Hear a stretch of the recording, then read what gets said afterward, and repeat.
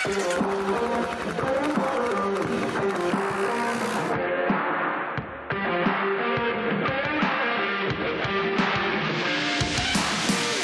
jalan raya, tiap orang punya jalannya masing-masing ya buat mencapai tujuan. Ya iyalah. Ini kenapa tiba-tiba jadi punya pikiran kayak gini? Matahari siang ini bikin pikiran jadi ngelantur. Tapi bener juga kok. Di jalanan kita memang harus peka, saling memahami akan arah dan kebutuhan setiap orang. Apa yang kita lakukan, sadar atau enggak, akan memberi dampak bagi yang lain. Dan kalau apa yang kita lakukan menghasilkan keuntungan bagi yang lain, nah itu baru keren. Ini namanya menyambung mata rantai manfaat. Yuk ah.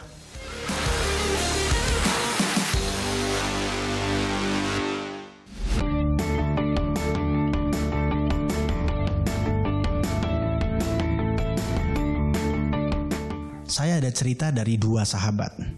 Satu dari Cilacap, Romi Angger Hidayat, dan satu lagi dari Salatiga, Budi Prasetyawan namanya. Cerita mereka berdua klop, nggak pakai disetting, tapi ya klop aja. Yang satu cerita soal UMKM dari Cilacap yang memproduksi gula Jawa.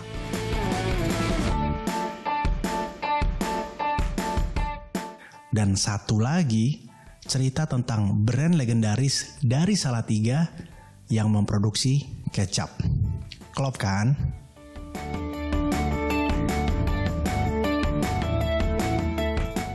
Oh iya, saat Romi menyambangi gula Jawa RGM Cap Kelapa di Cilacap, ia juga ditemani oleh Sofyan, seorang mantri BRI yang keren banget wawasannya soal peran dan geliat ekonomi UMKM.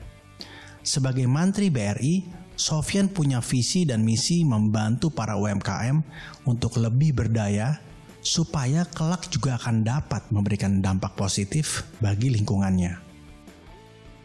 Mas Sofyan, ya, kita tahu persis kan ya, itu dengan kabupaten yang kapasitas penduduknya paling terbesar dan luasannya juga terbesar kan? Betul. Di Jawa Tengah. Ya, untuk itu skala sekitar, kabupaten. Betul, itu sekitar 2 juta untuk penduduk dan kepadatannya 900 meter persegi. Nah, itu semuanya. Betul banget. Bicara tentang gula merah, gula Jawa. Gula Jawa. Saat ini kita di Desa Sudaurip kan? Ya, kecamatan Kabupaten Cilacap. Nah, ya enggak. Dan potensi yang ada gula Jawa. besar. Ya, gula Jawa terbesar, gula semut juga terbesar, terus ada gula aren sebenarnya yang di sini juga belum terekspos kayak gitu. Dan sekarang ini yang di sini yang paling banyak itu gula Jawanya.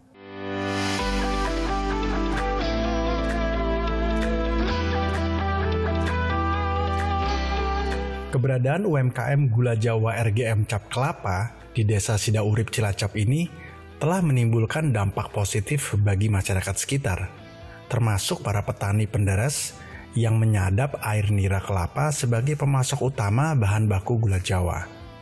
Sudah sepatutnya petani juga mendapatkan posisi yang lebih baik dan penting dalam menjaga rantai manfaat yang ada pada ekosistem usaha.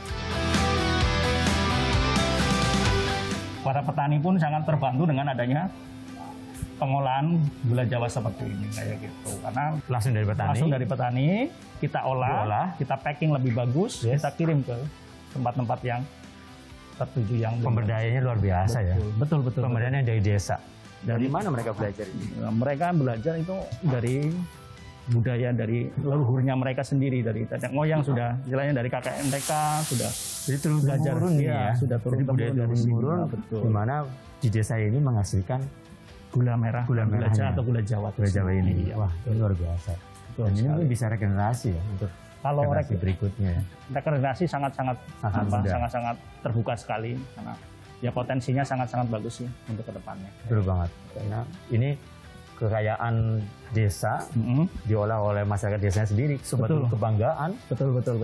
Dan sebuah desa yang memiliki potensi lokal ini kita patut berbangga, patut kita cintai, patut kita perjuangkan. Kita lestarikan dan untuk di kembangkan lagi untuk model-model yang lebih bagus, dan apakah nanti gula merah jadi rasa apapun apa gimana atau ya nggak tahu nanti. Jadi ke depan bisa terjadi. Amin, itu. amin, amin, amin.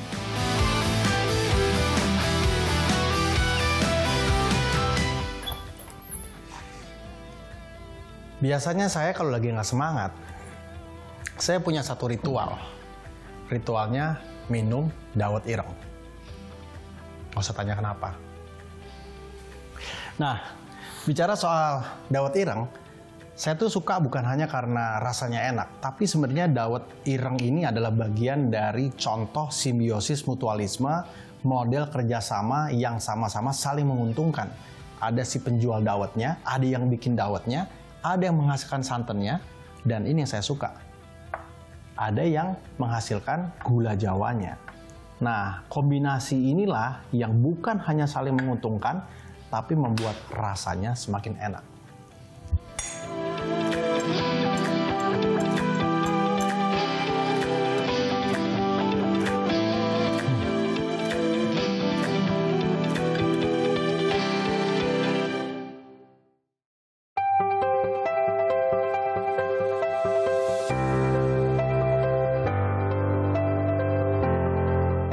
UMKM adalah tulang punggung kegiatan ekonomi produktif, dan ia juga punya fungsi sosial.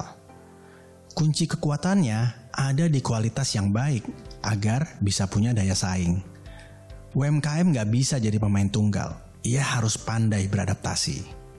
Produk UMKM satu harus berselaras dengan kebutuhan UMKM yang lainnya. Begitu seterusnya, sampai akhirnya bisa mendarat mulus di hati konsumen penggunanya. Keberadaan Desa Urip yang menghasilkan gula Jawa turun-temurun ini, siapakah UMKM yang menyerapnya? Nah, UMKM untuk penyerapan gula Jawa tersebut itu agak banyak ya, karena ini ada pembagian 2 wilayah. Nah, untuk wilayah barat, setahu kami itu wilayah ke barat. Tapi kalau UMKM Cilacap wilayah timur itu ke timur. Tapi terbagi. Jadi kalau wilayah timur, setahu kami itu ke Jogja. Jadi ke dodol, jadi dodol, terus makanan yang bakpia, minuman-minuman juga banyak di sana. Atau kalau ke daerah Depok, ke Bandung, ke sana, ke Jakarta itu mereka konsumsi. Dalam arti konsumsi untuk masak atau segala hal kayak gitu. Jadi sangat-sangat ya membantu sekali. Sentra di sini sangat bagus sekali lah untuk kedepannya. Jadi saling terikat, saling membutuhkan dan saling memberikan keuntungan ya. Betul sekali, Mas. Dan pastinya kita berharap juga banyak UMKM juga yang menghasilkan produk-produk yang serapannya dari industri ini ya. Betul. Kalau nggak ada gula merah rasanya udah beda. Iya, pastinya. Beda sekali. Coba minuman apa yang dihasilkan dari ini? Yang tadi saya sebutkan itu bandrek, terus bajigur. Nah, bajigur ya. Terus sebenarnya kalau kopi itu lebih enak pakai ini. Apalagi pakai gula aren. Habisnya cobain. Oh, enak. Coba aja. Mau coba.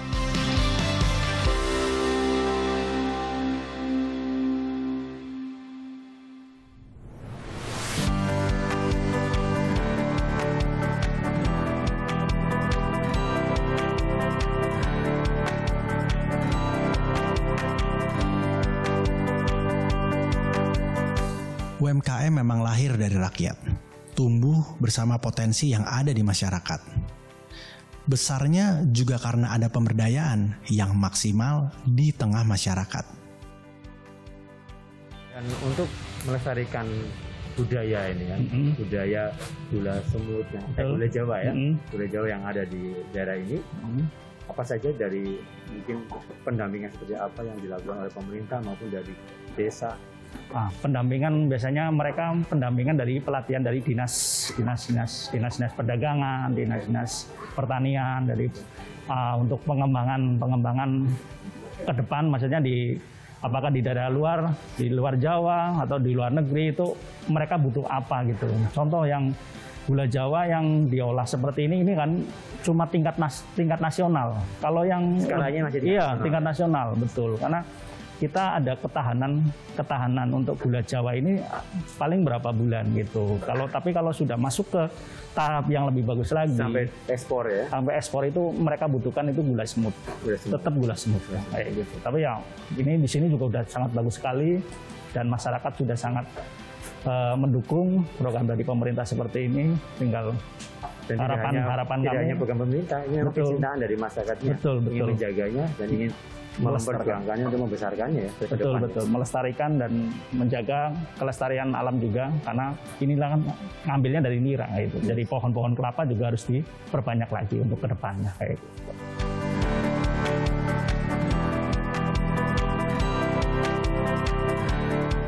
Jadi Mas Jabran, untuk setahu kami ya ini suatu hal yang bagus juga ya untuk pemerintah desa sendiri, dan itu kepala desa Sidoarjo sendiri yang mencetuskan ini. Iya, mencetuskan.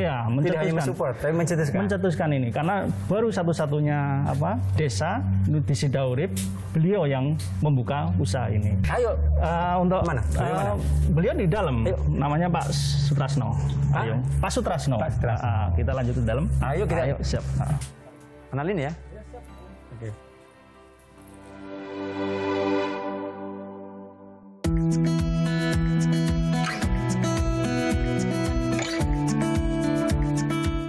Bicara dengan terkenalnya Pak Sutrasno, itu kan dengan inisiasinya untuk pengembangan potensi lokal desa Sidoarjo ini kan ya.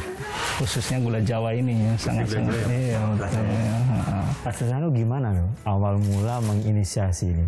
Kapan itu Pak? Alhamdulillah saya usaha ini kan dulu kecil-kecil Pak. Ya. Sedang saya masih bujangan, belum punya istri.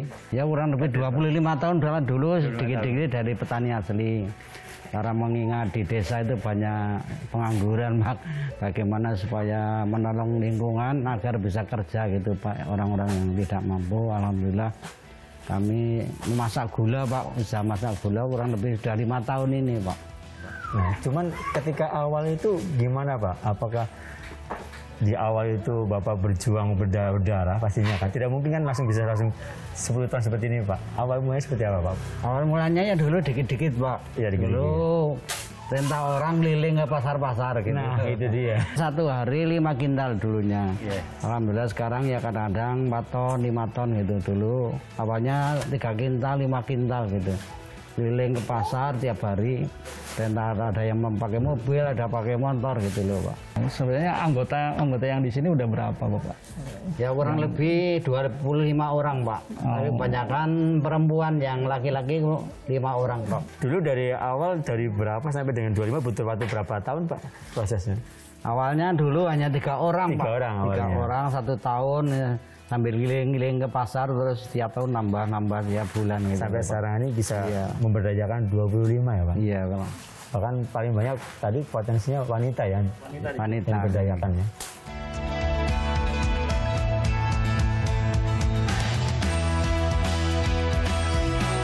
Sumber daya manusia yang ada di keluarga Bapak ini rata-rata wanita. Apa alasannya Pak? Ya rasanya merupakan tulang punggung keluarga Pak, untuk membantu suami, karena di desa kan kadang-kadang pekerjaan nggak menentu Pak. Orang laki-laki hanya petani Pak, penghasilan kadang-kadang minim sekali, sehingga ibu-ibu perlu sekali untuk membantu rumah tangga dan suaminya agar bisa menyekolahkan anak sampai minimal yang SMA gitu loh Pak. Jadi tidak hanya bicara soal untung dan keuntungan Pak Sutrasno maupun brandnya, tapi ini bicara tentang dampak sosial yang terbantukan oleh Pak Sutrasno dan brandnya Pak ya? Iya Pak. Di sini untuk pengembangan pengemasannya Pak? Ya ini kan dari petani langsung Pak. Ini semuanya kan barangnya berbeda-beda. Kalau nanti dipilih yang bagus-bagus langsung dikemas ini Pak, dikepak. Nanti yang ini kan banyak pesanan di pasar-pasar kalau yang bagus-bagus. Kalau yang kurang bagus dimasak lagi Pak. UMKM itu sebenarnya berasal dari rakyat dan juga untuk rakyat. Oleh karenanya, UMKM harus sadar bahwa ia ada di dalam sebuah jejaring besar dalam sektor ekonomi dan sosial. Oleh karenanya, menjadi seorang UMKM, otomatis dia menjadi bagian penting dari sebuah ekosistem besar yang terus tumbuh dan bergerak. Dan oleh karenanya, kolaborasi adalah keharusan.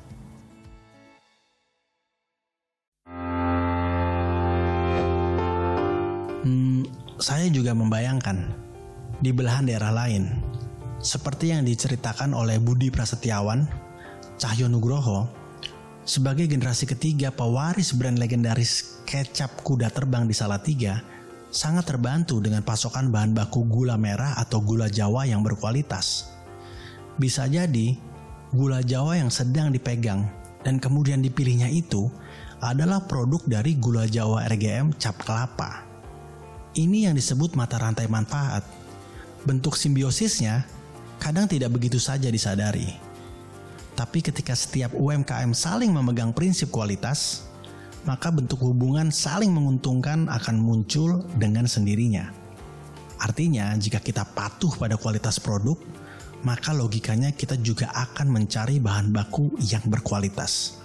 Begitu kan? Perusahaan ini berdiri kurang lebih sekitar tahun 1950 oleh nenek dan pastinya dengan kakek saya yang merintis. Kecap itu dulu cuman mereknya kuda terbang. Kita coba, ternyata kok saya disanjung sama orang tua. Wah, masakan kecap kamu enak, lebih enak dari bapak kamu ini gitu kan. Oke, ya udah, terus akhirnya saya terjun masuk ini mungkin sekitar 8 tahun yang lalu. Awalnya memang ini resepnya itu ini kamu pegang, jangan misalnya resep keluarga itu nggak boleh bocoran gitu. Oke, kita setuju. Tapi di prakteknya kita nggak bisa pakai ini. Resep bakunya mereka itu nggak bisa karena zaman dan permintaan pasar itu tidak seperti dulu. Kita harus menyesuaikan. Kita tidak baku ke sini karena kalau baku di sini kita nggak jalan. Gitu. Terus kita resep, kita revisi dengan itulah riset ke pelanggan, ke bakso mie ayam, gitu-gitu, nasi goreng. Ya tetap berubah.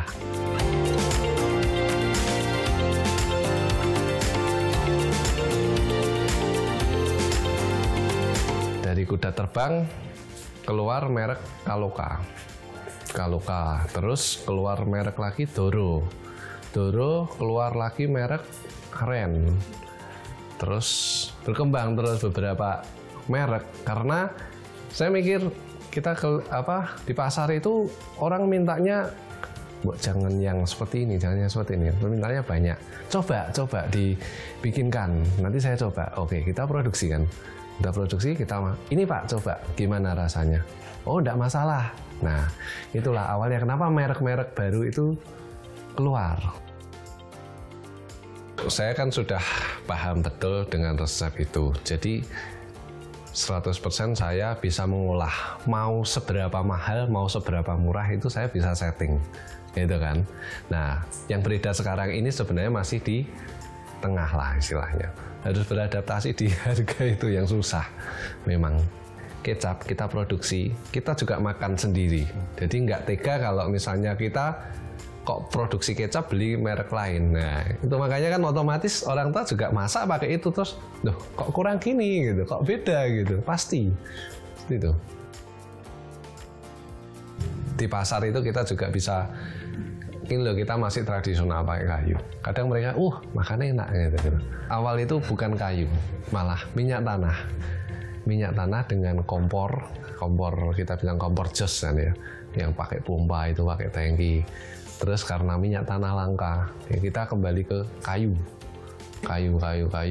Terus sekarang saya sharing dengan teman-teman kecap yang lain itu, mereka memberitahu, pakai kompor gas bisa. Terus kita akalin, pakai kayu, tapi kita sembur pakai blower. Sudah ada perubahannya. Kalau di pasar itu beragam. Ada yang mereka bilang, wah masih enak, seperti itu. Ada yang bilang, wah kok sekarang dipegang anaknya berubah, gitu. Pegang cucunya berubah, gitu. Tapi berubah kan yang enak, gitu kan. Gimana, gitu. Oh ya bisa sih tetap terima, tapi beda, gitu. Ya pasti beda. Saya edukasikan ke mereka memang beda. Nggak bisa ngikutin zaman sekarang seperti dulu. Karena bahan baku sendiri sekarang sudah sulit. Mencari yang seperti dulu itu sudah banyak perbedaannya. kalau gula itu memang kita harus cari yang sehat, itu kita bisa lihat dari fisiknya sih kalau kita ya, karena sudah lama bergelut di situ, jadi tahu. Kalau orang awam pasti lihat gula merah, ya udah gula merah kayak gitu. Tapi kalau kita bisa lihat, oh ini ada obatnya, ini nggak pakai gitu kan, ini masih organik, seperti itu kita bisa bedakan. Gula Jawa RGM cap kelapa di Cilacap dan kecap kuda terbang di Salatiga adalah contoh analogi yang saya sampaikan di awal tadi, bahwa di jalanan kita harus peka. Nah, jalan yang digunakan oleh UMKM namanya jalan ekonomi kerakyatan. Jadi harus saling memahami arah dan kebutuhan masing-masing, bahwa yang kita lakukan akan berdampak pada yang lain. Simbiosis memang tidak harus tampak, tapi hubungan sebab akibatnya yang positif harus dapat dirasakan agar bisa saling menghasilkan keuntungan dan membangun kekuatan bersama. UMKM yang modern hari ini menurut saya justru harus bisa melihat usahanya dalam satu kesatuan ekosistem. Nggak bisa berjalan sendiri-sendiri. Masing-masing harus saling mendukung satu sama lain, baik itu dari hulu maupun hilir. Kalau ini terjadi, bukan hanya ekosistemnya kuat, tapi UMKM-nya sendiri akan kuat. Jadi kami hari ini sudah melakukan hal-hal yang sangat bagus di tempatnya Pak Sutrasno, dan kami bisa melihat sangat-sangat potensi, sangat bagus di desa ini. Suatu hal yang sangat perlu dikembangkan lagi untuk teman-teman di Desa Sidaurip khususnya dan Kecamatan Kawunganten untuk lebih membuka lagi pandangan mereka bahwa ini loh Pak Sutrasno bisa tidak hanya mementingkan bisnis untung rugi, tapi beliau bisa membuka wawasan masyarakat bahwa bisa loh ini usaha bisa memberdayakan sosial, ketahanan ekonomi suatu desa. Dan harapan kami teman-teman masyarakat di sini lebih terbuka dan mau seperti Pak Sutrasno ini. By the way, thanks banget buat cerita dari dua sahabat yang terpisah jarak dan waktu. Romi Angger Hidayat dan Budi Prasetyawan. Thanks juga buat Sofyan, Mantri BRI yang keren abis. Ditunggu kisah inspiratif lainnya dari para penggiat UMKM yang menjadi garda depan penjaga perekonomian bangsa. Bersama para brand aktivis, para penggiat brand lokal, dan para Mantri BRI yang punya tugas mulia memberdayakan usaha mikro dalam petualangan brilian di episode selanjutnya.